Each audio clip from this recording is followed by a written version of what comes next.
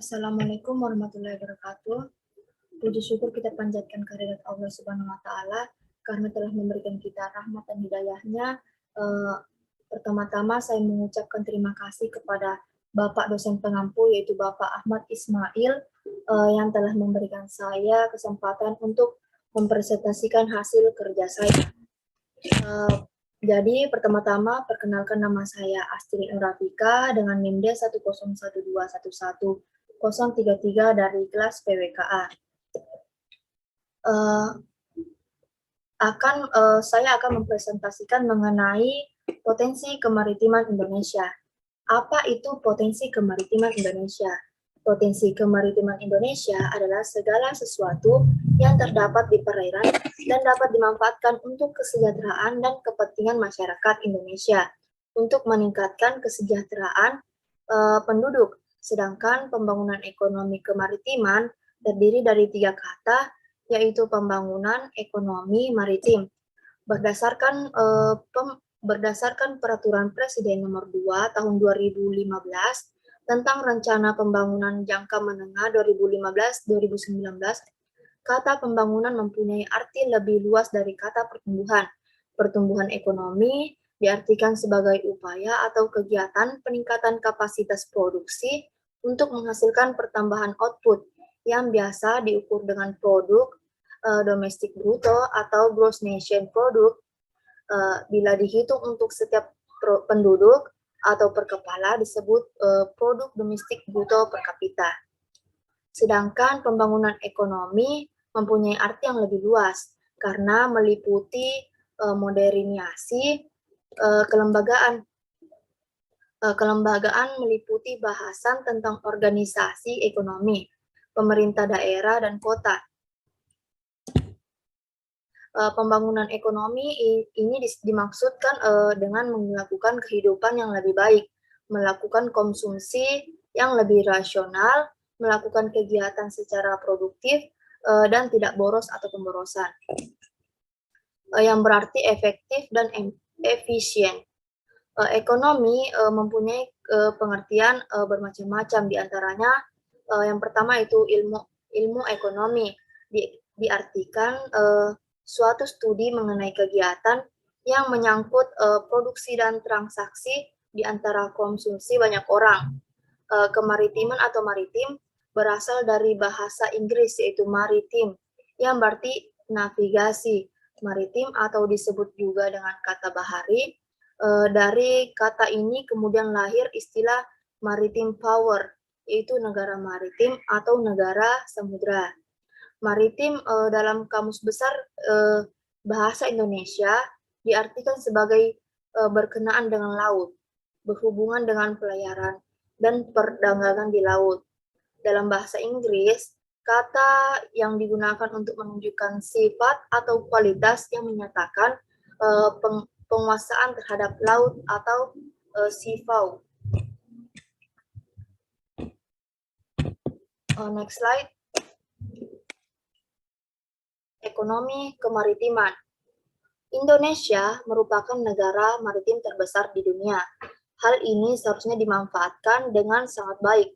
Pasalnya, potensi sumber daya alam laut di wilayah perairan Indonesia sangat berlimpah.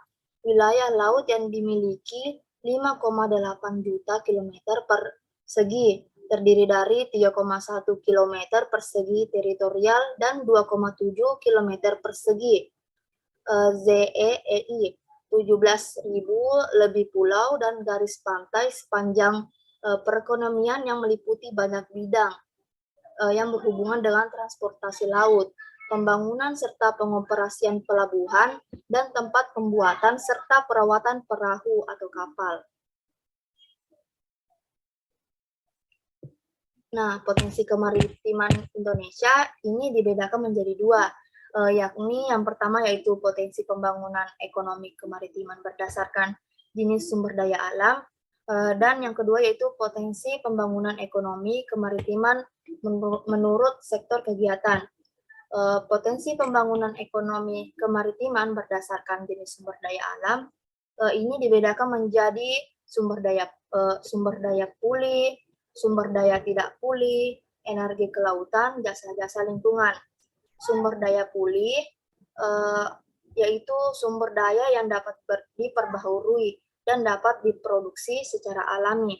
Contohnya ikan pelagis besar atau kecil, ikan demersal, udang, dan krustacea lainnya, ikan hias dan ikan karang, terumbu karang, hutan mangrove, padang lamun, pulau-pulau kecil, dan lain-lainnya.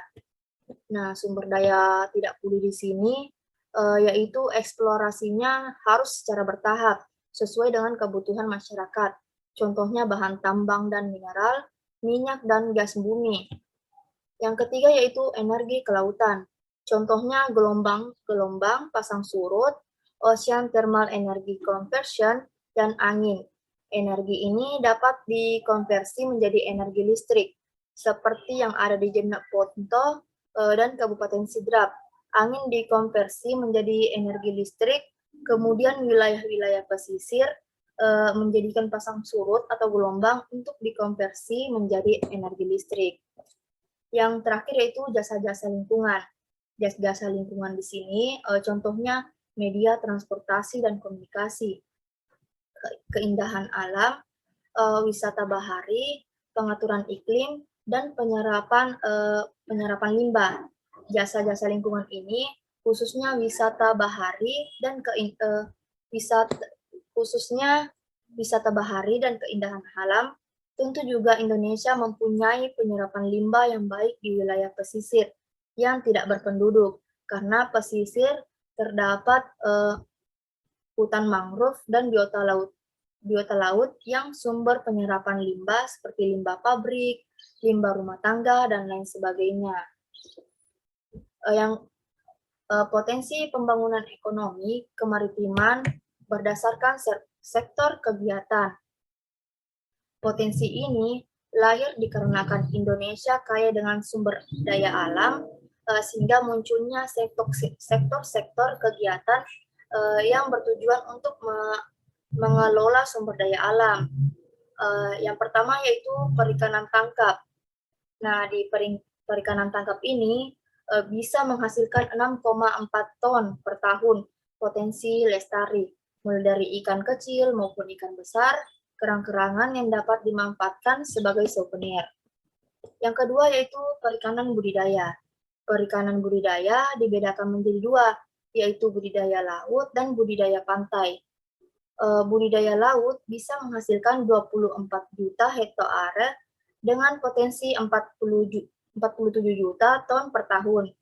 Budidaya pantai menghasilkan 1 juta hektare potensi per tahun, seperti budidaya kepiting, udang, ikan bandeng, dan lain-lain. Yang ketiga yaitu industri bioteknologi, industri pengolahan produksi perikanan. Yang keempat yaitu industri bioteknologi. Di industri bioteknologi bisa menghasilkan $14 miliar per tahun, menghasilkan sumber daya yang dapat dimanfaatkan untuk bahan membuat kosmetik, industri farmasi, dan makan-makanan. Yang kelima yaitu pariwisata bahari, dimanfaatkan sebagai sumber pendapatan. Indonesia menyediakan banyak objek-objek wisata maritim atau wisata laut yang bisa dimanfaatkan. Indonesia memiliki panjang pantai 81.000 km dengan potensi pendapatan sebesar 2,5 miliar US dollar.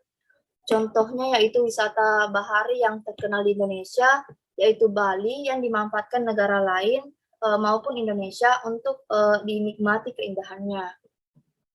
Selanjutnya yaitu pertambangan dan energi.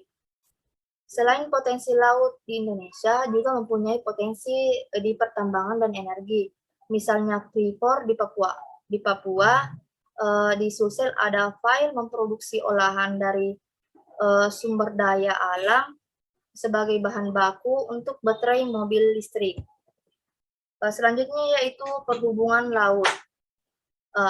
Devisa asing yang melewati zona eksklusif antara benua karena Indonesia merupakan satunya lorong atau jalan untuk menghubungkan perjalanan transportasi mereka Potensi pendapatan potensi pendapatannya itu 10 miliar per tahun dan bisa memberikan multiplier efek ekonomi lainnya seperti pelabuhan dan industri kapal.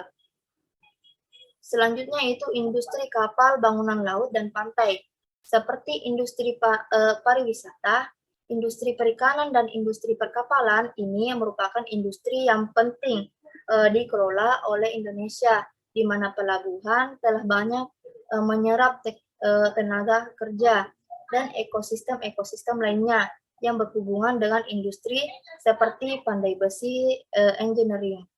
Selanjutnya yaitu ekosistem pesisir dan laut. Di sini meliputi hutan pantai atau mangrove, padang lamun, dan terumbu karang. Yang selanjutnya itu pulau-pulau kecil. Di pulau-pulau kecil yaitu contohnya di Pulau Natuna terdapat tempat pangkalan militer baru di Indonesia. Di Selat Maluku juga. Di Selat Sunda banyak potensinya yang berbatasan dengan Samudra Hindia juga jadikan pangkalan militer. Yang terakhir yaitu benda berharga bawah laut. Di lokasi kapal tenggelam periode 1400 sampai dengan 1900, sekitar 32.000 titik yang sekarang menjadi rumah-rumah makhluk laut. Nah, cukup sekian dari presentasi saya. Semoga presentasi saya dapat bermanfaat bagi kita semua.